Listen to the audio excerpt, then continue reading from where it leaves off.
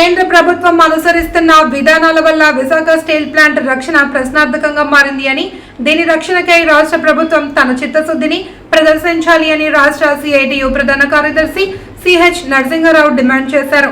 Steel CITU ఆధ్వర్యంలో ప్రధాన పరిపాలనా భవనం ఎదుట స్టీల్ కార్మికులకు బకాయి పడ్డ వేతనాలు చెల్లించాలి అని, సకాలంలో వేతనాలు చెల్లించాలి అని, హెచ్ఆర్ఏ పునరుద్ధరించాలి అని, ఉక్కు నగరంలో కరెంటు ఛార్జీలు తగ్గించాలి అని, 100% వ్యూహాత్మక అమ్మకాన్ని ఉపసంహరించుకుంటున్నామని, కాంట్రాక్ట్ కార్మికులను తొలగించాలని అనే ప్రధాన డిమాండ్లతో ఉదయం 8 గంటల నుండి మధ్యాహ్నం 12 గంటల 30 నిమిషాల వరకు ధర్నా నిర్వహించారు.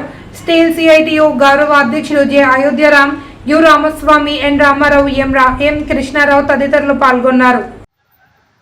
కేంద్ర బీజేపీ ప్రభుత్వం విశాఖ స్టీల్ ప్లాంట్ బలహీనం చేయడం, ఆర్సెల్ఆర్ మిట్టల్ని బలోపేతం చేయడం, ఎన్డీఏ మూడో ప్రభుత్వం వచ్చిన దగ్గర నుంచి ఈ చర్యల్లో ఉన్నారు.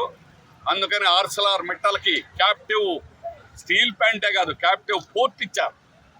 నక్కపల్లిలో పోర్ట్ ఇవ్వడం, అట్లాగే పుట్టుక ముందే దానికి సొంత గనులు సమకూర్చాలని చెప్పడం అనేటువంటిది ఆర్సెల్ఆర్ మిట్టలను నెత్తిన పెట్టుకొని పూజించుకోవడం తప్ప ఇంకోటి కాదు.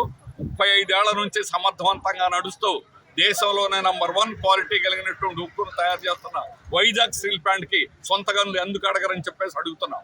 అందుకని కావాలని దీన్ని బలహీనం చేసేదానికి నువ్వు ప్రయత్నం చేస్తున్నారు కేంద్ర ప్రభుత్వం. అలాగే రాష్ట్ర ప్రభుత్వం కూడా వాళ్ళకి తానంటుంది. అధికారంలోకి వచ్చిన తర్వాత ఎన్డీఏ తనకున్నటువంటి అధికారాన్ని ఉపయోగించుకొని ఈరోజు కేంద్ర ప్రభుత్వాన్ని నిలయగలిగినటువంటి శక్తి ఒకే ఒక రాష్ట్రం ఆంధ్రప్రదేశ్కి ఇక్కడ ఉన్నటువంటి ప్రభుత్వానికి ఉన్నది. కానీ కావాలని చేయడం లేదు. వాళ్ళకి కావాల్సినటువంటి సొంత పనులు చక్కబెట్టుకుంటున్నారు తప్ప స్టీల్ ప్లాంట్ గురించి పట్టించుకునేటువంటి ప్రసక్తిలో లేదు. అందుకనే దాన్ని కాపాడుకోవడానికి ఎటువంటి ఉద్యమైనా చేయడానికి, అట్లాగే కార్మికుల జీతాలు హెచ్ఆర్ఏ సకాలంలో చెల్లించాలని, దీనికోసం అన్నింటికంటే కూడా కాంట్రాక్ట్ కార్మికులను ఒక్కరిని ఉద్యోగం నుంచి తొలగించినా కూడా సహించేటువంటి ప్రసక్తి లేదు. కాంట్రాక్ట్ కార్మికులందరినీ కూడా ఉద్యోగాల్లో చేర్చేదాకా పోట్లాడతాం. అటువంటి పోరాటం పెద్ద ఎత్తున జరగబోతా ఉంది.